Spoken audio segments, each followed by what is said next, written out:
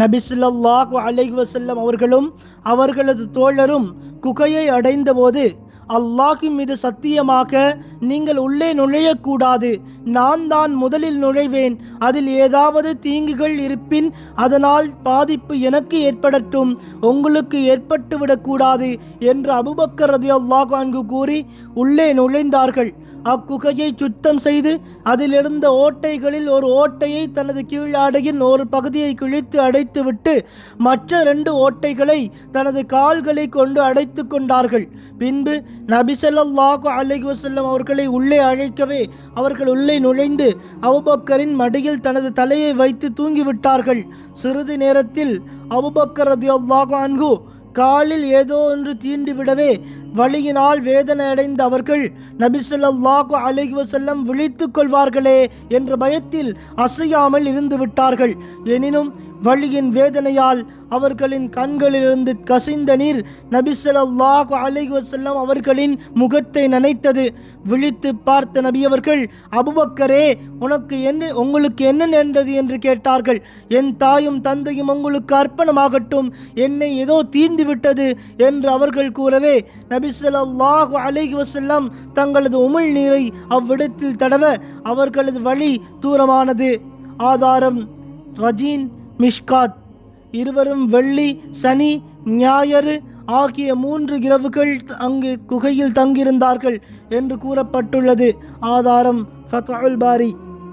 Abu Bakr ரலியல்லாஹு அன்ஹு மகனார் அப்துல்லாஹும் அங்கு சென்று இரவு தங்குவார். இதை பற்றி ஆயிஷா ரலியல்லாஹு அன்ஹா அவர்கள் கூறுகிறார்கள், அப்துல்லா புத்திசாலியான நல்ல அறிவுள்ள வாலிபராக இருந்தார். அவ்விருவருடன் தங்கிவிட்டு இரவின் இறுதி பகுதியில் வெளியேறி விடுவதற்குள் மக்கா வந்து விடுவார். இருவரை பற்றி ஏதாவது செய்திகளை மக்காவில் கேட்டால் அதை நினைவில் வைத்து கொண்டு இருள் சூழ்ந்தவுடன் இருவரிடம் சென்று அந்த செய்தியை எடுத்துரைப்பார். அபூபக்கர் ரலியல்லாஹு அன்ஹு அவர்களின் அடிமையான ஆமிர் இப்னு ஃபுகைரா ரலியல்லாஹு அன்ஹு அங்கு ஆடுகளை மேய்த்து கொண்டிருந்து விட்டு மாலை சாய்ந்தவுடன் அவ்விருவருக்கும் ஆட்டுப்பாலை கறந்து தருவார். இவ்வாறு 3 இரவுகள் அவர் தொடர்ந்து செய்து கொண்டிருந்தார். ஆதாரம் ஸஹீஹுல் புகாரி. அதிகாலையில் அப்துல்லா இப்னு அபூபக்கர் ரலியல்லாஹு அன்ஹு சௌர் குகையிலிருந்து வெளியேறி மக்காவிற்கு செல்லும் போது ஆமிர் இப்னு ஃபுகைரா ரலியல்லாஹு அன்ஹு தனது ஆடுகளை அப்துல்லாவின் கால் தடங்கள் மீது ஓட்டிச் சென்று அவற்றை அழித்து விடுவார். ஆதாரம் இப்னு ஹிஷாம். நபி ஸல்லல்லாஹு அலைஹி வஸல்லம் தப்பித்து விட்டார்கள் என்ற செய்தியை காலையில் குறைஷிகள் உறுதியாக தெரிந்து கொண்டபோது அவர்களுக்கு பைத்தியமே பிடித்து விட்டது. நபி ஸல்லல்லாஹு அலைஹி வஸல்லம் அவர்களை பற்றி அலி ரலியல்லாஹு அன்ஹு அவர்கள் விசாரித்த போது அவர்கள் சரியாக பதில் கூறாததால் அவர்களை கடுமையாக அடித்து கஅபாவுக்கு இழுத்து வந்து சில மணி நேரம் அங்கேயே பிடித்து வைத்திருந்தார்கள். ஆதாரம் தாரிக் தபரி. அலி ரலியல்லாஹு அன்ஹு அவர்களிடமிருந்து எந்த செய்தியும் கிடைக்காததால் அபூபக்கரின் வீட்டுக்கு வந்து கதவை தட்டினார்கள். கதவை திறந்து வெளியே வந்த அபூபக்கரின் மகளார் அஸ்மாவிடம், உனது தந்தை எங்கே என்றார்கள். அல்லாஹ்வின் மீது சத்தியமாக எனக்கு தெரியாது என்றார் அவர். இந்த பதிலை கேட்ட தீயவன் அபூஜஹல் அவரது கன்னத்தில் அறைந்தான். அதனால் அவர்களின் காது தோடு அறுந்து கீழே விழுந்தது. ஆதாரம் இப்னு ஹிஷாம். உடனே அவசரமாக ஆலோசனை சபையை கூட்டிய குறைஷிகள் நபி ஸல்லல்லாஹு அலைஹி வஸல்லம் அவர்களையும் அபூபக்கரையும் பிடிப்பதற்கு அனைத்து வழிகளையும் கையாண்ட வேண்டும் என்று முடிவு செய்தார்கள். மக்காவிலிருந்து வெளியேறும் அனைத்து திசைகளையும் ஆயுதமேந்திய வீரர்களின் கடுமையான கண்காணிப்புக்குள்ளாக்கினார்கள். நபி ஸல்லல்லாஹு அலைஹி வஸல்லம் அபூபக்கர் ரலியல்லாஹு அன்ஹு இந்த இருவரின் ஒவ்வொருவரின் தலைக்கும் 100 ஒட்டகங்கள் பரிசாக அளிக்கப்படும். இவர்களை உயிருடனமோ அல்லது பிணமாகவோ யார் மக்காவுக்கு கொண்டு வருகிறார்களோ அவர் யாராக இருந்தாலும் சரி அவருக்கு இந்த பரிசு உண்டு என்று பொறுப்பளிப்பு செய்தார்கள். ஆதாரம் ஸஹீஹுல் புகாரி. அப்போது கால்நடை வீரர்கள், குதிரை வீரர்கள், காலடி நிபுணர்கள் நபி ஸல்லல்லாஹு அலைஹி வஸல்லம் அவர்களையும் அபூபக்கரையும் சல்லடை போட்டு மலைகள், பாலைவனங்கள், காடுகள், பள்ளத்தாக்குகள் என அனைத்து இடங்களிலும் வலை வீசி தேடினார்கள். ஆனால் அகிலங்கள் இறைவனான அல்லாஹ்வின் பாதுகாப்பில் உள்ளவர்களை அவர்களால் எப்படி கண்டுகொள்ள முடியும்? எதிரிகள் நபி ஸல்லல்லாஹு அலைஹி வஸல்லம் அவர்களை தேடி அலைந்து அவர்கள் தங்கியிருந்த குகை வாசலை வந்தடைந்தார்கள். இதை பற்றி அபூபக்கர் ரலியல்லாஹு அன்ஹு கூறுகிறார்கள், நான் நபி ஸல்லல்லாஹு ஸல்லல்லாஹு அலைஹி வஸல்லம் அவர்களின் குகையில் தங்கியிருந்த போது எனது தலையில் உயர்த்தி பார்த்தேன்.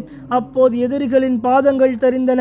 அல்லாஹ்வின் தூதரே, அவர்களில் யாராவது தங்கள் பார்வையை தாழ்த்தினால் நம்மை பார்த்து விடுவார்களே என்று கூறினேன். நபி ஸல்லல்லாஹு அலைஹி வஸல்லம், அபூபக்கரே சும்மா இருங்கள், நம் இருவருடன் அல்லாஹ் மூன்றாவனாக இருக்கின்றான் என்றும், மற்றொரு அறிவிப்பில், அபூபக்கரே, அல்லாஹ் மூன்றாவனாக இருக்கும் இருவரை பற்றி உமது எண்ணம் என்ன?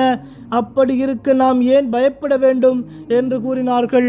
ஆதாரம் சஹீஹுல் புகாரி. நபி ஸல்லல்லாஹு அலைஹி வஸல்லம் அவர்களுக்கு அல்லாஹ் வழங்கிய மாபெரும் அற்புதமாகும் இது. சில எட்டுகளே நபி ஸல்லல்லாஹு அலைஹி வஸல்லம் அவர்களுக்கும் எதிரிகளுக்கும் இருந்தன. எனினும் தேடி வந்தவர்களால் நபி அவர்களையும் அவர்களுடைய தோழரையும் பார்க்க முடியாமல் திரும்பிவிட்டார்கள். மதினாவின் வழியினிலே குறைஷிகளின் வேகம் அடங்கியது. அவர்களின் தேடும் வேட்டை தணிந்தது. நபி ஸல்லல்லாஹு அலைஹி வஸல்லம் அவர்களை கைது செய்ய வேண்டும் என்ற அவர்களது கோபத்தை அணைந்தது. தொடர்ந்து 3 நாட்கள் அலைந்து திரிந்து தேடியும் எவ்வித பலனும் இல்லாமல் போனது. இதை உணர்ந்த பிறகு அல்லாஹ்வின் தூதர் ஸல்லல்லாஹு அலைஹி வஸல்லம் தனது தோழருடன் குகையிலிருந்து வெளியேறி மதினா செல்ல ஆயத்தமானார்கள்.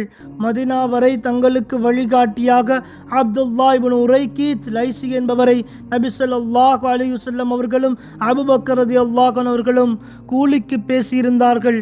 இவர் முஸ்லிமாக இல்லாமல் குறைஷிகளின் மதத்தை பின்பற்றியவராக இருந்தும் இவர் மீது நம்பிக்கை கொண்டு தங்களது 2 ஒட்டகங்களையும் அவரிடம் ஒப்படைத்தார்கள்.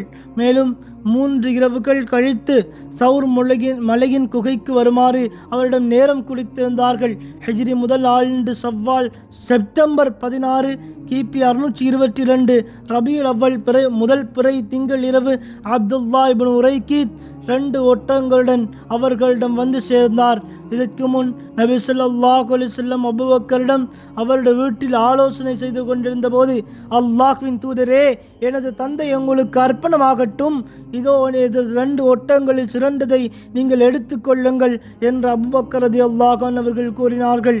அதற்கு நபி ஸல்லல்லாஹு அலைஹி வஸல்லம் அதற்குரிய கிரயத்திற்கு பகரமாக நான் அதை வாங்கிக் கொள்கிறேன் என்று கூறியிருந்தார்கள். அபூபக்கரின் மகளார் அஸ்மா ரலியல்லாஹு அன்ஹா இருவருக்கும் பயண உணவை ஒரு துணியில் மடித்து எடுத்து வந்தார்கள். ஆனால் அதை தொங்கு விடுவதற்கு கயிறை எடுத்து வர மறந்துவிட்டார்கள்.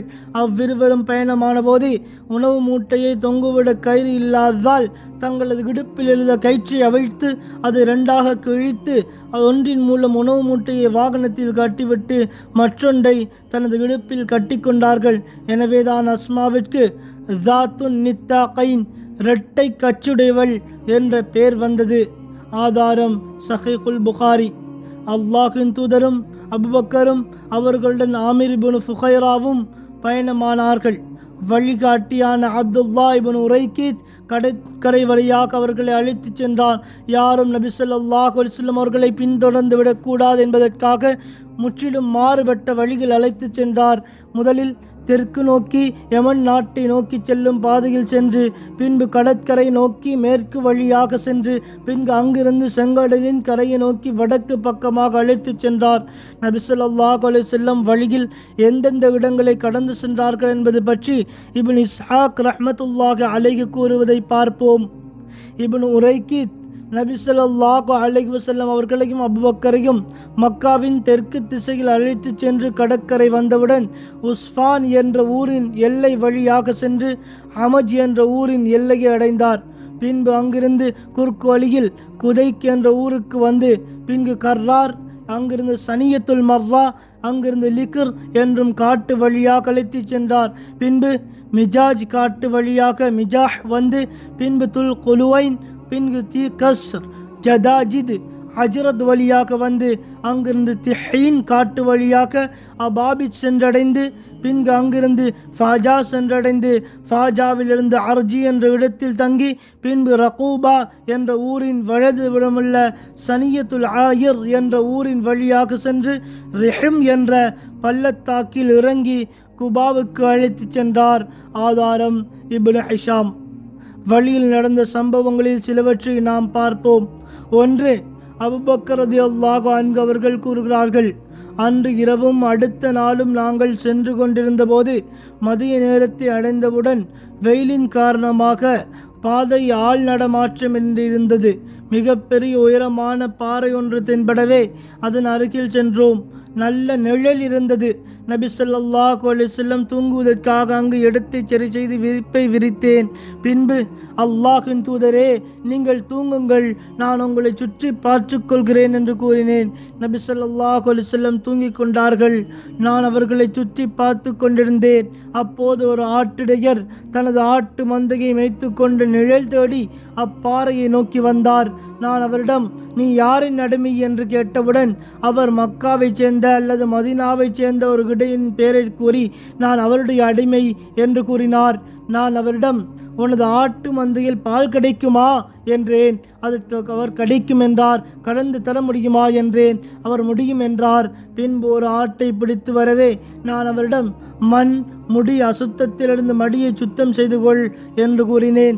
அவர் தடிப்பமான பாத்திரத்தில் கொஞ்சம் பால் கறந்து கொடுத்தார். நான் நபி ஸல்லல்லாஹு அலைஹி வஸல்லம் தண்ணீர் குடிப்பதற்காகவும் உழு செய்வதற்காகவும் எடுத்து வந்த சிறிய பாத்திரத்திலிருந்து கொஞ்சம் தண்ணீரை பாலில் கலந்து பால் குழிந்தவுடன் நபி ஸல்லல்லாஹு அலைஹி வஸல்லம் அவர்களுக்கு குடிக்க கொடுக்கலாம் என்றிருந்தேன். ஆனால் அவர்கள் தூங்கிக் கொண்டிருந்தார்கள். அவர்கள் எழுப்ப மனமின்னால்தால் அவர்கள் விழிக்கும் வரை நான் எதிர்பார்த்து காத்திருந்தேன். அவர்கள் விழித்தவுடன், அல்லாஹ்வின் தூதரே, இந்த பாலை குடியுங்கள் என்றேன். நான் திருத்திய இடம் வரை நபி ஸல்லல்லாஹு அலைஹி வஸல்லம் பாலை குடித்தார்கள். பின்பு நபி ஸல்லல்லாஹு அலைஹி வஸல்லம், என்ன பயணிக்க இன்னும் நேரம் வரவில்லையா என்று கேட்கவே, ஆம், நேரம் வந்துவிட்டது என்று கூறினேன். பின்பு நாங்கள் பயணத்தை தொடர்ந்தோம். ஆதாரம் சஹீஹுல் புகாரி.